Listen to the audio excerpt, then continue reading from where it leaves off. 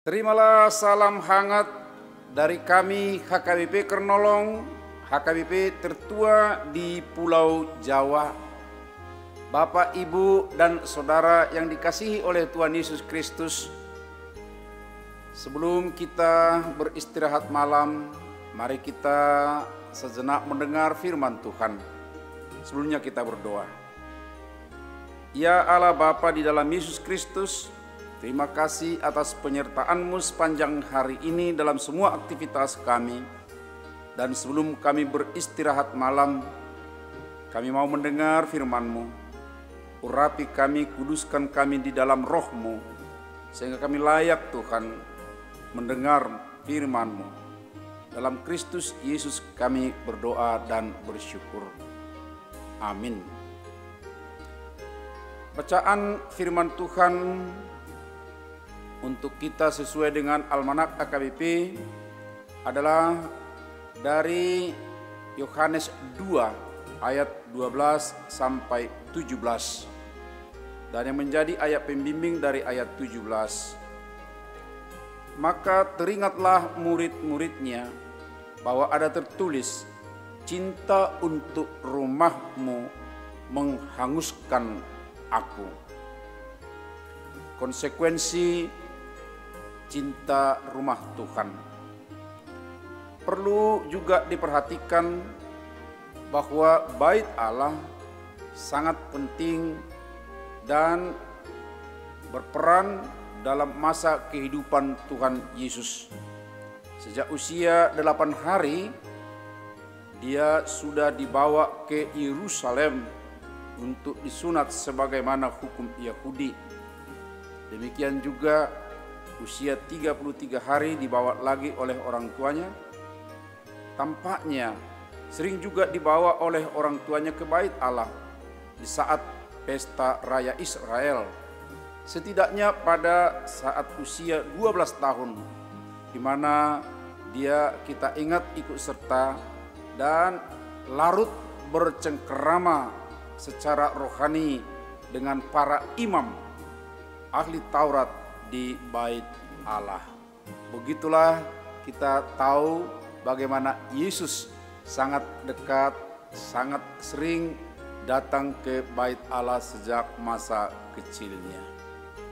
Secara historis, yang tertulis dalam kitab-kitab Perjanjian Lama atau melalui pengajaran para guru sekolah Taurat, tentu Yesus juga tahu bahwa bait Allah yang dibangun sejak masa Raja Salomo itu adalah simbol kehadiran Allah di dalam persekutuan umat Tuhan. Dan itu biasanya untuk orang Yahudi, sejak kecil mereka sudah ditanamkan tradisi sejarah tentang umat mereka, termasuk tentunya bait Allah.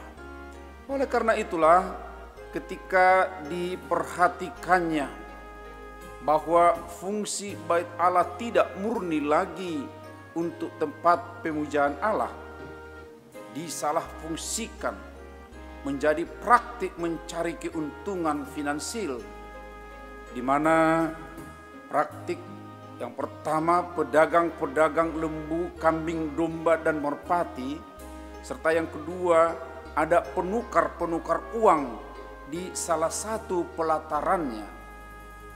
Mulanya kedua bentuk kegiatan ini adalah untuk menolong orang dari tempat perantauan agar tidak merepotkan mereka membawa ternak dari tempat yang jauh. Dan demikian juga tentu penukar uang karena dari daerah yang lain mereka membawa uang yang berlaku di sana. Dan di Yerusalem itu perlu ditukar supaya sesuai dengan uang yang berlaku di Yerusalem. Tapi kemudian peran itu atau fungsi itu sudah mulai bergeser, bukan sekadar untuk menukar lagi, tetapi sudah mencari keuntungan. Dan tempatnya pun yang tadinya itu di sekitar luar bait Allah tapi dekat, yaitu di daerah Kolom Siloam, tapi sekarang sudah di pelataran bait Allah.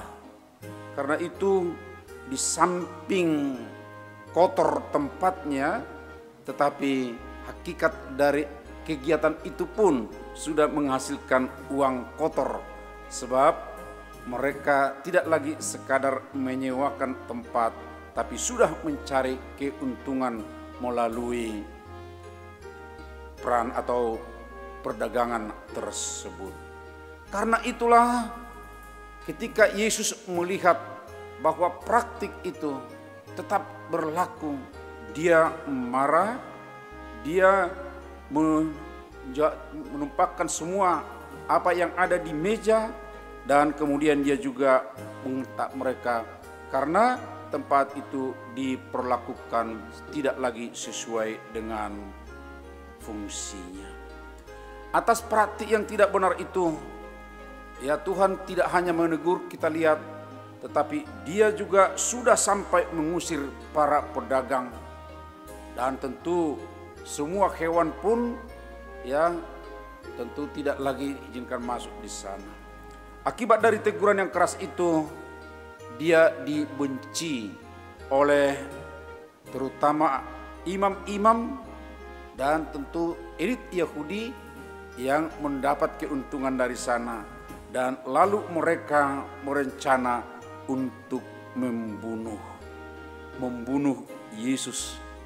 Membunuh karena mereka ditegur dengan keras. Peristiwa ini mengingatkan para murid kepada salah satu mazmur tentang Mesias, yaitu Mazmur 69 ayat 10. Sebab cinta untuk rumahmu menghanguskan aku. Cinta, zelos atau semangat yang kudus untuk rumah Tuhan akan menghanguskan aku. Kira-kira sedemikian makna daripada Mazmur itu. Akan menimbulkan perlawanan yang menghanguskan dia dari orang-orang yang tidak berkenan sampai dia disalibkan. Sebuah petunjuk dijumpai di sini bahwa semangat tersebut yang pada saat itu membuat dia ditentang, akhirnya akan membuat dia kehilangan nyawanya. Bisa kita baca dalam Yohanes 1 ayat 19. Sobat renungan malam Shalom, apa yang dikatakan oleh pemazmur itu tampak muncul dalam diri Yesus. Kecintaan untuk memperbaiki, untuk memfungsikan dengan bait Allah ada tantangan. Dan tentunya untuk kita pun pasti akan kita jumpai juga seperti itu. Oleh karenanya jangan menjadi takut, jangan menjadi enggan, kalaupun ada terjadi seperti itu, karena kita cinta akan bait Allah, karena kita ingin supaya bait Allah itu berfungsi dengan baik. Kadangkala kita akan jumpai orang yang tidak menyenangi, orang yang tidak menyukai. Sebab Tuhan kita Yesus Kristus pun sedemikian. Dia dibenci, dia tidak disukai oleh orang-orang yang menyalahfungsikan bait Allah. Tuhan memberkati kita. Amin. Kita berdoa. Terima kasih Allah Bapa. Saat ini Engkau ingatkan kami akan fungsi bait-Mu. Tuhan, ajar kami senantiasa mencintainya walaupun akan ada tantangan dari orang-orang yang tidak berkenan dengan fungsi yang sebenarnya. Tapi biarlah kami Tuhan tetap cinta. Biarlah kami tetap mau memfungsikan bait-Mu dengan baik untuk pemujaan-Mu, bukan untuk mencari keuntungan secara material, secara duniawi.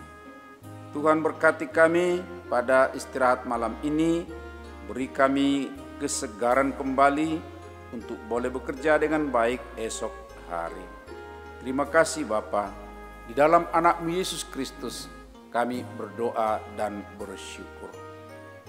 Anugerah Tuhan Yesus Kristus, kasih setia Allah Bapa, serta persekutuan dengan Roh Kudus, menyertai kita sekarang sampai selamanya.